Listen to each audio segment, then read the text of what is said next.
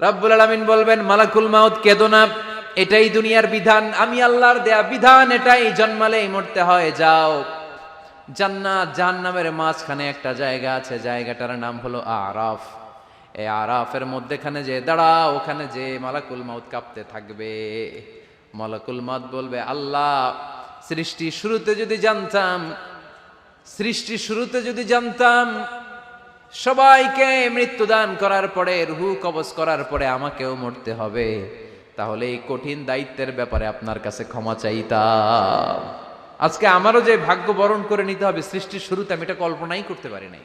আল্লাহ বলবেন, no talk, মুত, ইয়া মালাকাল মাউত, মরে যাও, মুত, মরে যাও।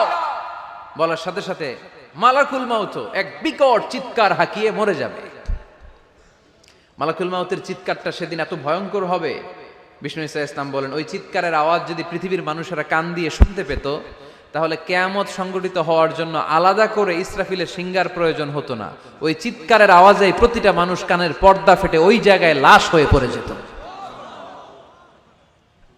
এবার ডানে বায়ে সামনে পেছনে উপরে নিচে কেউ নাই, একজন ছাড়া, জোরে বলতে হবে, তিনি কে? আল্লাহ তখন পৃথিবীকে একটা ডাক দিবেন, বলবেন, ইয়া দুনিয়া আইনা আনহারুকি, এই পৃথিবী তোর নদীগুলো কোথায়?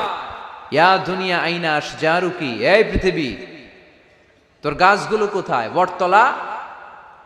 ইয়া দুনিয়া আইনাল জিবাল, তোর বড় বড় মাউন্ট এভারেস্ট পাহাড়, আলাস্কা পর্বতমালা, আলপস পর্বতমালা, এগুলো কোথায়?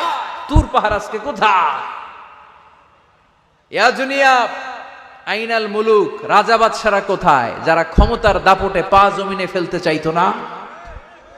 আইনাল